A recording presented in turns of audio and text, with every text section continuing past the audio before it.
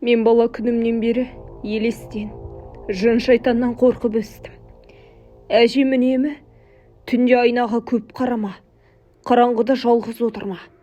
Әрбір көлеңкеде ессіз рух жүреді деп құлағыма құйып отыратын. Бірақ жас күнімде оған онша мән бермедім.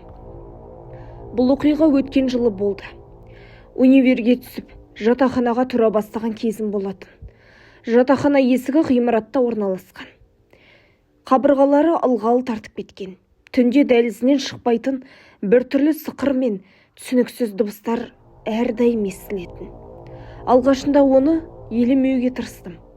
Ескі ғимарат қой деп өзімді жұбатып өттім. Бірде кешке сағат түнгі 2 шамасында кітап оқып отырдым. Бөлмеде жалғыз едім. Қасында тұрған кішкентай айнаға көзім түсіп кетті. Айнадан өзімді көріп отырып, біртүрлі жайсыздық сездім. Секундқа ғана артымнан қарағым келді, бірақ өзімді тоқтаттым. Сол кезде айнадан бір сәтке қараңғы бір көлеңкені байқадым. Бұл не болды деп орнымнан атып тұрдым. Айнаға қайта қарадым. Бәрі бұрынғыдай. Әлде шаршаған шығармын деп ойладым. Бірақ сол түннен бастап менде мазасыздық басталды. Әрдайым артымда біреу тұрғандай сезім кетпейтін болды. Күндер өте берді. Бір күні түнде ұйықтап жатып, құлағыма біреудің сыбырлаған дауысын естідім. Сөздері анық емес, бірақ қатты суық үн болатын. Көзімді ашып қарасам, бөлмемде ешкім жоқ. Сол сәтте жүрегім қатты соғып, үстімнен біреу қарап тұрғандай сезілді. Таңертең көрші құрбыларыма айттым. Олар: "Сен көп қорқынышты видео көресің, соның әсері ғой", деп мені мазақ етті. Менде солай сенгім келді, бірақ түнімен тыныш ұйықтай алмай, әр бұрышта біреудің көлеңкесі қозғалғандай көрінді. Бірде кешке дәретханаға бармақ болып дәлізге шықтым. Дәліз ұзын, шамдары жақсы емес, бір шеттері тіпті жасамайтын. Жүрегім дүрсілдеп, жалғыз баруға қорықтым. Бірақ шыдай алмай, ақыры жүріп кеттім. Орта жолға келгенде арт жағымнан анық аяқ дыбысын естідім. Біреу менімен қатар келе жатқандай. Тоқтадым, ол да тоқтады.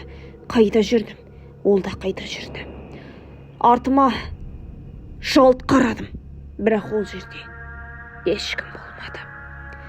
Дәл осы кезде суық леп арқамнан өтіп, денем тітіркеніп кетті. Сол сәтте жүрегім тас төбеме шықты.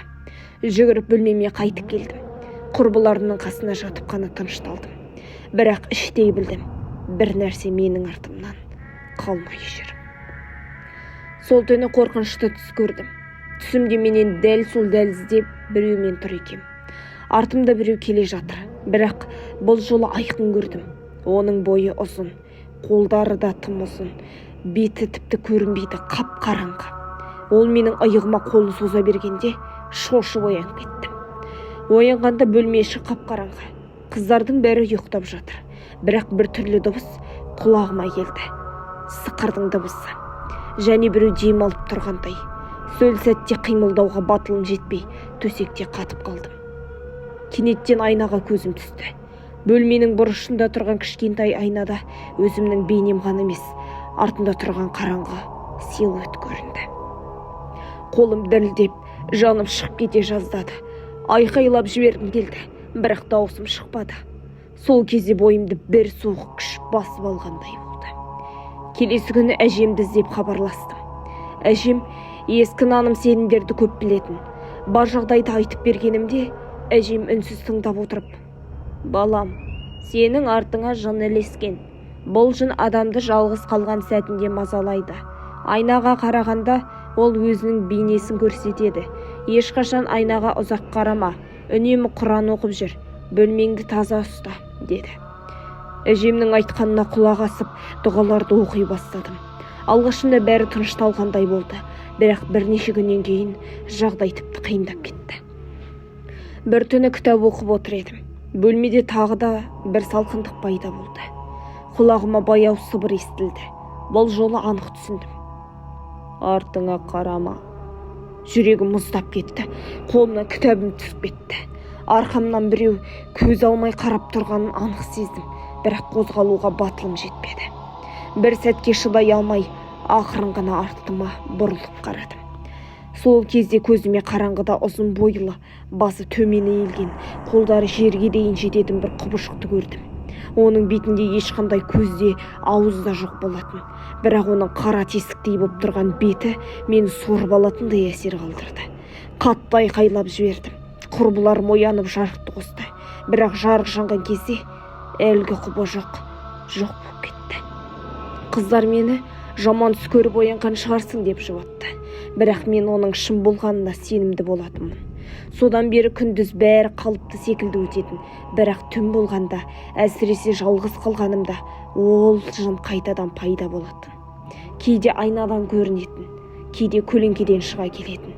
Бірде жатақханада барлығымыз лекцияға кеткенде мен жалғыз қалып қойдым. Дәлізбен жүріп бара жатқанда артымнан тағы суық қадамды естідім. Бұл жолы артқа қарамауға бекіндім. Бірақ қадамдар барған сайын жақындай берді. Тынысым тарылып, жүрегім қысылып бастады. Бір кезде біреу иығымнан қатты ұстап қалды. Осы сәтте бар күшіммен «Бісміллә» деп айқайладым. Сол мезетте ұстап тұрған қол бірден жоқ болды. Әжем кейін маған айтты: «Бұл жын сенің әлсіздігіңді пайдаланып жүр. Сен қорыққан сайын ол күшейеді. Артыңа қарама, тек дұға оқы, жүрегіңді берік ұста». Сол күннен бастап мен бар күшімді жинап дұға оқып жүрдім. Түнде айнаға қарамаймын, бөлмемде Құран ашып қоямын. Жын сирек мазалай бастады. Бірақ кейде мен сеземін, артымда әлде де сол бар сияқты. Кейде дәлізбен жүргенде дәл құлағымның түбінен сыбыр естимін: «Сен мені көрдің». Енді мен сені ешқашан тастамаймын. Мен әлі де тірімін. Бұл әңгімені саған жазып отырмын. Бірақ түн сайын сеземін, артымда әлі сол жын тұр. Және мен білемін, бір күні артыма да қарауға мәжбүр боламын.